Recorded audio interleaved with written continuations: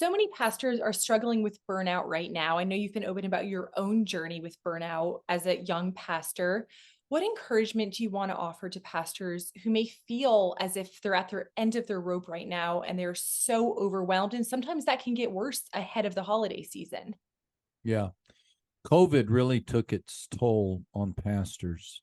Um, we had churches that were severely divided, some wanting to meet in person, others saying that you're uh, way out of line if you meet in person, some reacting to the vaccine, others all in favor of the vaccine.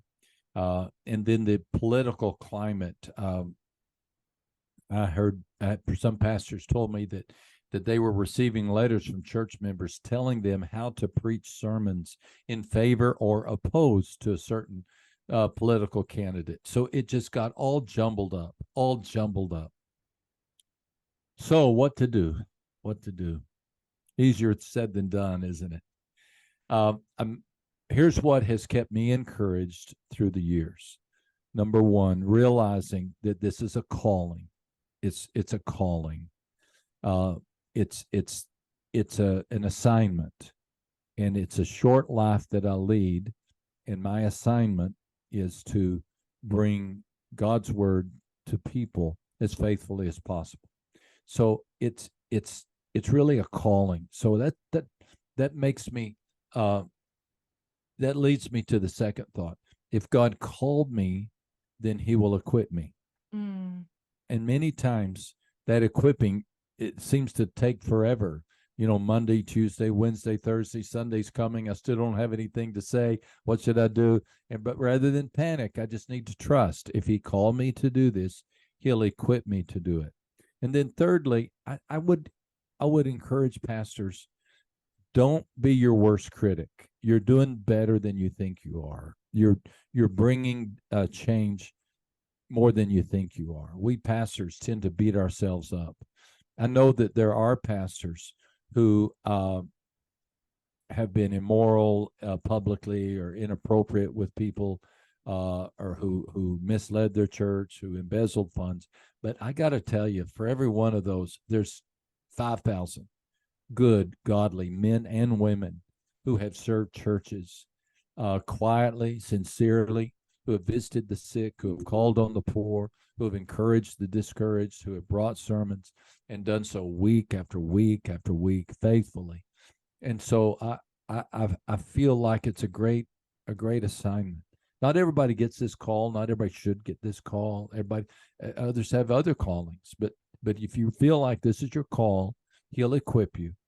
Just be faithful and trust that you're doing better than you think you are. Mhm. Next, what are some warning signs that pastors maybe need to take a break or ask for help? Ask their church to really come around them. Yeah. One of them is when they begin to resent the church for seeking them out. I can recall that was a struggle I had. It's been 20 years now, but I can remember it like it was yesterday. Uh, when I would get a call from a member, I would I would just get resentful. Mm. And sometimes even my own staff, I'd say, just leave me alone. Just kind of that edge, that edge that is not befitting.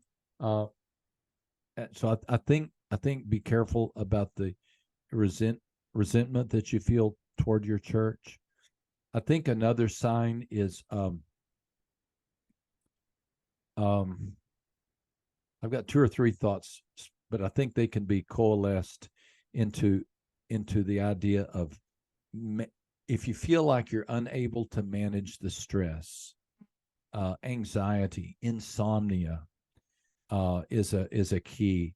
If you're unable to sleep, if you feel like you've lost all joy in doing what you do, uh, then then I think that I would go to my church and I would say, I'm in a drought.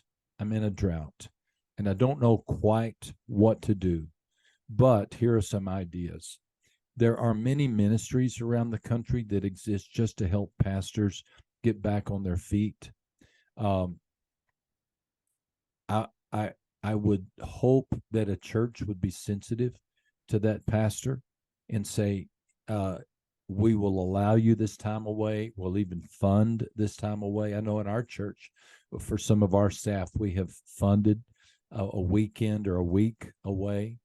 Um, I feel like I'm rambling. I've got a lot of thoughts on that topic, but I think those, for the sake of time, would be the two big ones. Are you resenting your staff? Are you anxious all the time about your work? Then acknowledge it. Come clean with your church, and try to get some help. Try to get some help. You're not in this by yourself. It's not always going to be like this. You're going through a tough season, and take the necessary steps, and you'll be back in the saddle before you know it. And what encouragement or advice would you give to aspiring young pastors, right? I think from what I've seen, sometimes they don't understand just how serious this calling is and how difficult it can be. What advice or encouragement do you have for young people who want to enter into the ministry? Yeah. Well, two things. One, don't preach unless you have to. And if you have to, preach. That's exactly what a pastor told me when I was about 22 years old. And I went to his office and I told him I was thinking about entering the ministry. And he said, I think word for word what I just said. He said, well, don't preach unless you have to. But if you have to, preach. What he was saying is, if there's a burning in your bones, if there's a longing in your heart, if there's just uh if it's something that you can't not do, then do it. But if it's just a vocation, if it not a good, if it's just a career path, or you see it as a good way to make a living, it's probably not best, because that won't sustain you. And so, um, if you're if you feel called to preach, make sure it's a burning in your bones. And you can tell that because you're always writing sermons, or you're always thinking of thoughts, or you're always creating messages in your head. And so that's a good signal. Secondly, you can enter the ministry and not preach. Not everybody who wants to go into ministry should preach. Uh, there are many who should counsel. There are many who should administrate. There are many who should lead the youth department. And so those are not second-rate callings. Those are vital callings. Those are essential callings. And I don't think I would have lasted in ministry had I not had good executive pastors and good children's pastors and good music pastors, to surround me. And so those are wonderful assignments.